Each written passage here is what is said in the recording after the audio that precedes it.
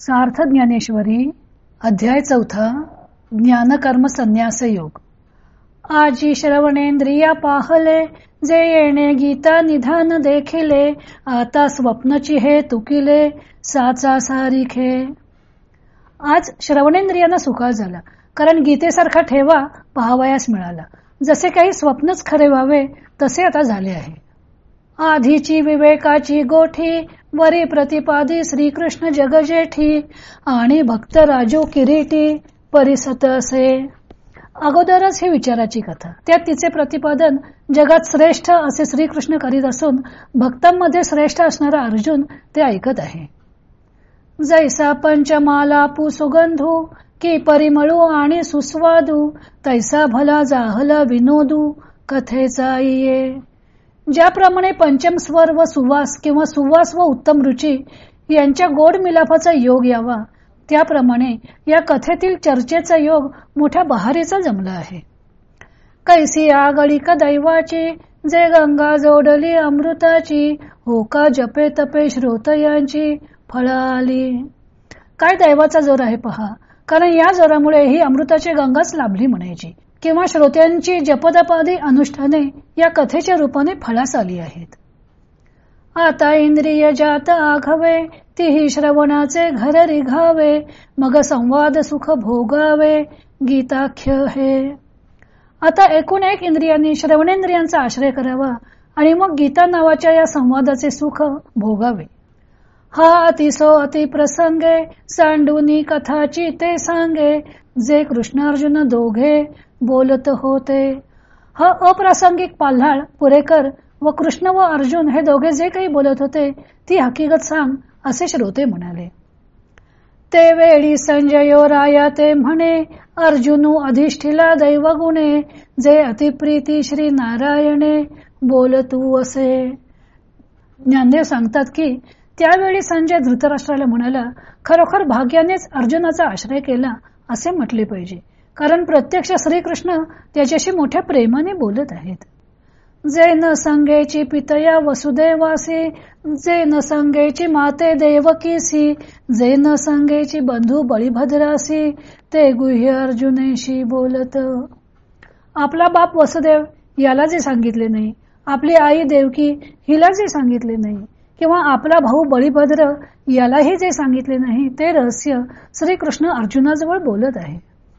देवी लक्ष्मी एवढी जवळीक, परितेही न देखे या प्रेमाचे सुख, आजी कृष्ण स्नेहाचे बिक, यातेची आथी। देवी लक्ष्मी एवढी जवळ असणारी, पण या प्रेमाचे सुख तिलाही कधी दिसले नाही। कृष्णाच्या प्रेमाचे फळ यालाच आज लाभत आहे। सनकादिकांची या आशा, वाढी नल्या होती या कीर बहुवसा, परी त्याही येणे माने यशा, येतीची ना। सनकादिकांच्या परमात्म सुखाबद्दलच्या आशा खरोखरच खूप बळवल्या होत्या, पण त्याही इतक्या प्रमाणात यशाला आल्याच नाहीत। या जगदीश्वराचे प्रेम, येथ दिसतसे निरुपम, कैसे पार्थे येणे सर्वोत्तम, पुण्य केले।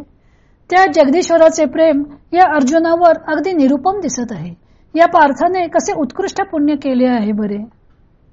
हो का जयाची या प्रीती, अमूर्त हा आला व्यक्ती, मज एकवंकी याची स्थिती, आवड तू असे। पहा, ज्या अर्जुनाच्या प्रीतीमुळे हा कृष्ण वास्तविक निराकार असून साकार झाला, त्या अर्जुनाची देवाशी एकरूपता मला चांगलीच पटते। ये रवी हा योगी या नाडळे, वेदार्थासी नाकळे, जेथ ध्यानाचेही डोळे, पावती ना। नाहीतर हा योग्यानं सापडत नाही, वेदांच्या अर्थाला सापडत नाही, ध्यानाचीही येथे नजर पोचत नाही। तो हा निज स्वरूप, अनादी निष्कंप, परी कवणे माने सकृप, जाहला आहे। अशी जी आत्मस्थिती तद्रूप असणारा हा श्रीकृष्ण मूळचाच अचल आहे, पण आज या अर्जुनावर किती कृपावंत झाला आहे। हा त्रैलोक्यपटाची घडी, आकाराची पैलथडी, कैसा याची ये आवडी, आवरला असे। हा त्रैलोक्य रूप वस्त्राची घडी असून आकाराच्या पलीकडचा आहे, पण या अर्जुनाच्या प्रेमाने कसा आटोपशीर झाला आहे। श्लोक पहिला। श्री भगवान उवाच इमं विवस्वते योगं प्रोक्तवानहमव्ययम् विवस्वान मनवे प्राह मनुरिक्ष्वाकवे ब्रवीत. श्रीकृष्ण म्हणाले, हा अक्षय योग मी पूर्वी सूर्याला सांगितला, सूर्याने मनूला सांगितला आणि मनूने इक्ष्वाकुला सांगितलं. मग देव म्हणे अगा पंडुसुत हाची योगू आम्ही विवस्वत कथिला परी तो वार्ता बहुता दिवसांची. मग देव म्हणाले, अरे अर्जुना, हाच निष्काम कर्मयोग आम्ही सूर्याला सांगितला, परंतु ती गोष्ट फार दिवसांची आहे. मग तेने विवस्वते रवी हे योग स्थिती आघावी निरूपिली बरवी मनुप्रती. मग त्या विवस्वान सूर्याने या योगाची संपूर्ण माहिती वैवस्वत मनुला उत्तम प्रकारे सांगितली. मनुने आपण अनुष्ठिली मग इक्ष्वाकुवा उपदेशिली ऐसी परंपरा विस्तारिली आद्य हे गा. वैवस्वत मनुने याचे स्वतः आचरण केले आणि मग आपला मुलगा जो इक्ष्वाकू त्याला त्याचा उपदेश केला. अशी ही परंपरा मुळापासून चालत आलेली आहे. श्लोक 2. एवं परंपरा प्राप्तम इमं राजर्षयो विदुः सकाले नेह महता योगो नष्टः परंतप. याप्रमाणे परंपरेने प्राप्त झालेला हा योग राजर्षींना ज्ञात झाला. हे शत्रुतापना पुष्कळ काळ लोटल्यामुळे तो योग या लोकी नष्ट झालेला आहे. मग आणि काही या योगाते राजर्षी जाहले जाणते परी तेथोनी आता सांप्रते नेणी जे कोणी. मग आणखीही या निष्काम कर्मयोगाला जाणणारे राजर्षी पुढे होऊन गेले, पण तेव्हापासून आता हल्ली हा निष्काम कर्मयोग कोणालाही ठाऊक नाही. जो प्राणी या कामी भरू देहाची वरी आदरू म्हणून पडला विसरू आत्मबोधाचा. कारण प्राण्यांचा सगळा भर विषय वासनेवर पडला आहे व त्यांचा सगळा जीव काय तो या देहावर आहे, म्हणून त्यांना आत्मज्ञानाचा विसर पडला. अव्हाटली आस्था बुद्धी विषय सुखची परमावधी जीव तैसा उपाधी आवडे लोका. आत्मबोधाची आस्था बाळगणारी बुद्धी आडमार्गाला लागल्यामुळे लोकांना विषय सुख अत्यंतिक सुख वाटू लागले व देहाधिक प्रपंच हा प्राणाप्रमाणे प्रिय वाटू लागला. ए रवी तरी खावणे याच्या गावी पाटाउवे काय करावी सांगे जातंध्या रवी काय आथी. नाहीतर दिगंबरांच्या गावी उंची वस्त्रे काय करायची आहेत, जन्मांधाला सूर्य काय उपयोगाचा सांग बरं. का बहिरयांच्या आस्थानी का वनगीता ते मानी का कोल्हे या चांदणी आवडी उपजे. किंवा बहिऱ्यांच्या सभेत गाण्याला कोण किंमत देणार, किंवा कोल्ह्यांच्या मनात चांदण्यांबद्दल प्रेम कधी उत्पन्न होईल का. पै चंद्रोदया आरवते जयाचे डोळे फुटती असते ते कावळे केवी चंद्राते ओळखती. चंद्राचा उदय होण्याच्या अगोदरच ज्यांचे असलेले डोळे फुटतात म्हणजे निरुपयोगी होतात ते कावळे चंद्राला कसे बरे ओळखणार. तैसी वैराग्याची शिव न देखती जे विवेकाची भाष नेणती ते मूर्ख केवी पावती मज ईश्वरा ते. त्याप्रमाणे वैराग्य नगराच्या शिवेचेही ज्यांनी कधी दर्शन घेतले नाही, विवेक कशाला म्हणतात ते ज्यांना माहित नाही, त्या मूर्खांना माझी प्राप्ती कशी बरे होईल. कैसा नेण मोह वाढीनल तेने बहुतेक काळू व्यर्थ गेल म्हणून योगू हा लोपला लोकीये. हा मोह इतका कसा बरे वाढला कोण जाणे, त्यामुळे बहुतेक काळ व्यर्थ गेला आणि म्हणून या लोकातला हा निष्काम कर्मयोग बुडाला. श्लोक 3. स एवायं मया तेद्य योगः प्रोक्तः पुरातनः भक्तोऽसि मे सखा चेति रहस्यं येतदुत्तमम्. तोच हा पुरातन योग हे सर्व रहस्यातील उत्तम रहस्य म्हणून मी आज तुला सांगितलं आहे, कारण तू माझा भक्त व सखा आहेस. तोची हा आजी आता तुझ प्रति कुंती सुता सांगितला आम्ही तत्वता भ्रांती न करी. तोच हा योग अर्जुना आम्ही तुला आज खरोखर सांगितला, याविषयी संशय घेऊ नकोस. जे जीवीचे निज गुज परी केवी राखो तुझ जे पढियेसी तू मज म्हणूनिया. हा योग म्हणजे माझ्या जीवाची अगदी गुप्त गोष्ट आहे, पण ती तुझ्यापासून कशी चोरून ठेवू, कारण तू माझा अगदी लाडका आहेस. तू प्रेमाचा पुतळा, भक्तीचा जिव्हाळा, मैत्रेयीची चितकळा, धनुर्धरा. अर्जुना, तू प्रेमाचा पुतळा आहेस, भक्तीचा जिव्हाळा आहेस व सख्यत्वाची जीवनकला आहेस. तू अनुसंगाचा ठावो, आता तुझं काय वंचू जावो, जरी संग्रामारूढ आहो, जाहलो आम्ही. अर्जुना, तू निकट संबंधांचे ठिकाण आहेस, म्हणजेच तुझा व माझा संबंध अगदी निकटचा आहे. यावेळी तुझी फसवणूक कशी करावी, जरी आम्ही युद्धाला सज्ज झालो आहो. तरी नावे कते सहावे, गाजा बज्जही न धरावे, परी तुझे अज्ञानत्व हरावे, लागे आधी. तरी क्षणभर ते बाजूला ठेवून या गडबडीचाही विचार मनात न आणता प्रथम तुझे अज्ञान घालवून टाकले पाहिजे. श्लोक 4. अर्जुन उवाच अपरम भवतो जन्म परम जन्म विवस्वतः कथमेतद्विजानीयाम त्वमादौ प्रोक्तवानिति. अर्जुन म्हणाला, तुझा जन्म अलीकडचा असून सूर्याचा जन्म पलीकडचा म्हणजे तुझ्या फार पूर्वीचा आहे. असे असता तू आधी हा योग सांगितलास हे मी कसे जाणावे.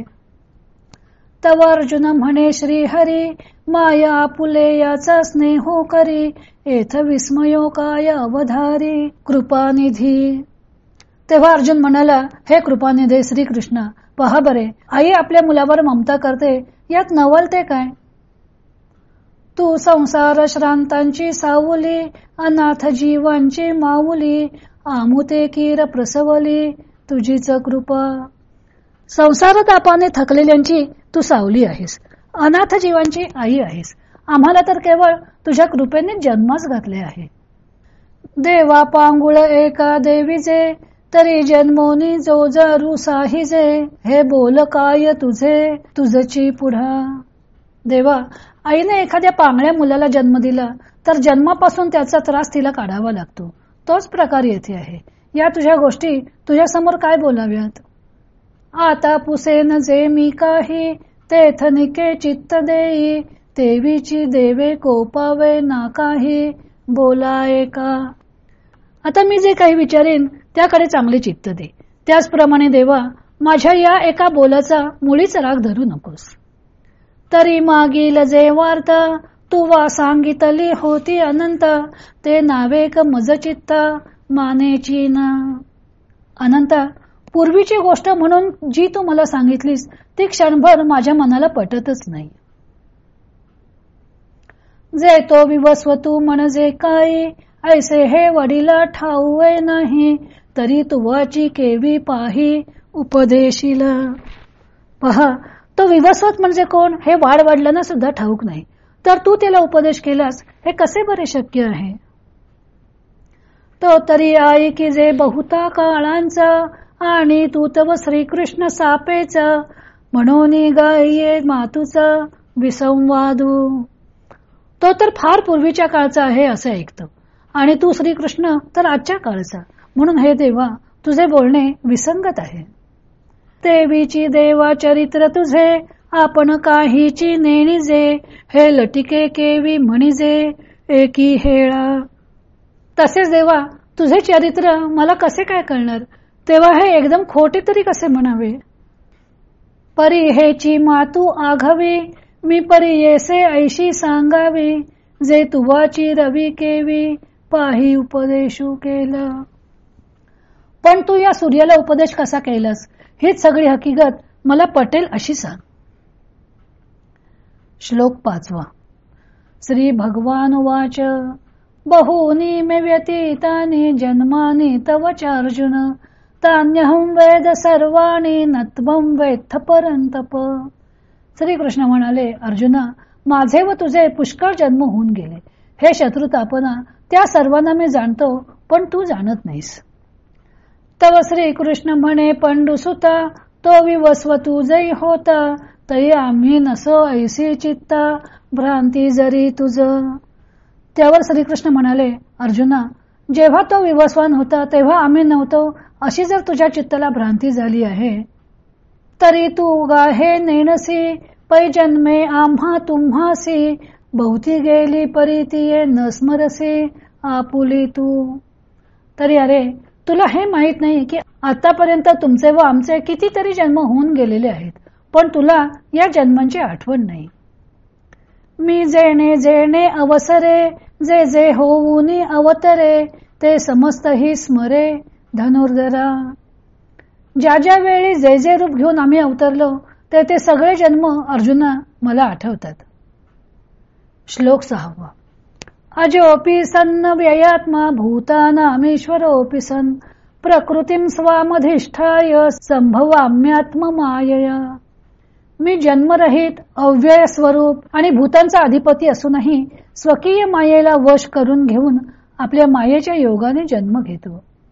म्हणून हे आघवे मागील मज आठवे मी अजुही परी संभवे प्रकृती योगे. म्हणून मला मागचे सगळे आठवते. मी जन्मरहित आहे पण मायेच्या योगाने जन्म घेतो. माझे अव्ययत्व तरी न नसे परी होणे जाणे एक दिसे ते प्रतिबिंब मायावशे माझ्याची ठाई. माझा अविनाशपणाचा नाहीसा होत नाही, पण जन्माला येणे व जाणे ही जी एक क्रिया माझ्या संबंधाने दिसते ती माझ्या ठिकाणी मायेच्या योगाने भासते. माझी स्वतंत्रता तरी न मोडे परी कर्माधीनू ऐसा आवडे तेही भ्रांती बुद्धी तरी घडे एरवी नाही. माझे स्वातंत्र्य तर बिघडतच नाही, परंतु मी कर्माधीन आहे असे जे दिसते ते भ्रांत बुद्धी असली तरच दिसते, एरवी नाही. की एकची दिसे दुसरे ते दर्पणाचे नि आधारे एरवी काय वस्तू विचारे दुजे आहे. किंवा एकाच वस्तूची 2 रूपे दिसतात, पण ती केवळ आरशाच्या योगाने दिसतात. एरवी त्या मूळ वस्तूचा विचार केला तर तिला दुसरे रूप आहे का. तैसा अमूर्तची मी किरीटी परी प्रकृती जै अधिष्ठी तै साकारपणे नटनटी कार्या लागे. तसा अर्जुना मी निराकारच आहे, पण मायेचा जेव्हा आश्रय करतो तेव्हा काही विशेष कार्यासाठी मी सगुण रूपाच्या वेशाने नटतो. श्लोक 7. यदा यदा हि धर्मस्य ग्लानिर्भवति भारत अभ्युत्थानम धर्मस्य तदात्मानं सृजाम्यहम्. हे भरत कुलोत्पन्न अर्जुना, जेव्हा जेव्हा धर्माला ग्लानी येते आणि अधर्म बळवू लागतो तेव्हा मी स्वतःच जन्मास आणतो. जे धर्मजात आघवे युगायुगी म्या रक्षावे ऐसा ओघू हा स्वभावे आद्यू असे. कारण की जेवढे म्हणून धर्म आहेत तेवढ्या सर्वांचे प्रत्येक युगात मी रक्षण करावे असा क्रम स्वभावतः चालत आलेला आहे. म्हणून अजत्व परते ठेवी मी अव्यक्तपणही नाठवी जे वेळी धर्माते अभिभवी अधर्मू हा. म्हणून ज्या वेळेला अधर्म हा धर्माचा पराभव करतो त्यावेळेला मी आपला जन्मरहितपणा बाजूस ठेवतो आणि अव्यक्तपणही मनात आणत नाही. श्लोक 8. परित्राणाय साधूनां विनाशाय च दुष्कृतां धर्म संस्थापनार्थाय संभवामि युगे युगे. सज्जनांच्या रक्षणाकरता आणि दुर्जनांच्या नाशाकरता व धर्माची संस्थापना करण्याकरता मी युगायुगाचे ठिकाणी अवतार घेतो. ते वेळी आपुल्याचे निकैवारे मी साकारू होऊनी अवतरे मग अज्ञानाचे अंधारे गिळूनी घाली. त्यावेळी स्वजनांच्या म्हणजे भक्तांच्या कैवारासाठी साकार होऊन देह धारण करून मी अवतरतो आणि मग अज्ञानरूपी अंधकार पार नाहीसा करून टाकतो. अधर्माची अवधी तोडी दोषांची लिहिली फाडी सज्जनां करवी गुढी सुखाची उभवी. अधर्माची हद्द तोडून टाकतो, दोषांच्या सनदा फाडून टाकतो आणि सज्जनांच्या हातून सुखाची ध्वजा उभारवितो. दैत्यांची कुळे नाशी साधूंचा मानू गिवशी धर्मासी नीतीशी शेष भरी. दैत्यांच्या कुळाचा नाश करतो, साधूंचा गेलेला मान पुन्हा प्रस्थापित करतो आणि धर्म व नीती यांची सांगड घालतो. मी अविवेकाची काजळी फेडूनी विवेक दीप उजळी तै योगिया पाहे दिवाळी निरंतर. मी विवेक दीपाला आलेली अविवेकाची काजळी झाडून तो प्रज्वलित करतो, त्यावेळी योग्याला निरंतर दिवाळी होते. सत्सुखे विश्व कोंदे, धर्मूची जगी नांदे, भक्ता निघती दोंदे, सात्विकाची. तेव्हा सर्व जग आत्मसुखाने भरून जाते, फक्त धर्मच जगात नांदू लागतो आणि भक्तांना सात्विकतेची दोंदे येतात. तै पापांचा अचळू फिटे, पुण्याची पहाट फुटे, जै मूर्ती माझी प्रगटे, पंडू कुमारा. ज्या वेळेला अर्जुना माझी मूर्ती प्रकट होते, त्या वेळेला पापांचा पर्वत नाहीसा होतो आणि पुण्याचा प्रातःकाळ होतो. ऐसे या काजा लागे, अवतरे मी युगी, परी हेची ओळखे जो जगी, तो विवेकीया. अशा या कामाकरता मी प्रत्येक युगात अवतार घेतो, परंतु हेच तत्व जो ओळखतो तो या जगात खरा विचारी होय. श्लोक 9. जन्म कर्म च मे दिव्यम एवं यो वेति तत्वतः, त्यक्त्वा देहं पुनर्जन्म नेति मामेति सोऽर्जुन. या प्रकारचे माझे दिव्य जन्म व कर्म जो खरे जाणतो, तो आपला देह टाकल्यावर पुन्हा जन्माला येत नाही, तर तो अर्जुना मजप्रत येतो. माझे अजत्व जन्मणे, अक्रियताचे कर्म करणे, हे अविकार जो जाणे, तो परम मुक्त. मी अजत्व कायम ठेवून जन्मतो, क्रियाशून्य असूनही कर्मे करतो, हे माझे अलिप्तपण जो जाणतो, तोच श्रेष्ठ प्रतीचा मुक्त होय. तो चालीला संगे न चळे, देहीचा देहा नाकळे, मग पंचत्वी तव मिळे, माझ्याची रूपी. तो व्यवहारात वागला तरी आसक्तीने म्हणजे अहंकार वृत्तीने वागत नाही, देहधारी असूनही देहभावाला वश होत नाही आणि मरणोत्तर माझ्याच रूपात येऊन मिळतो.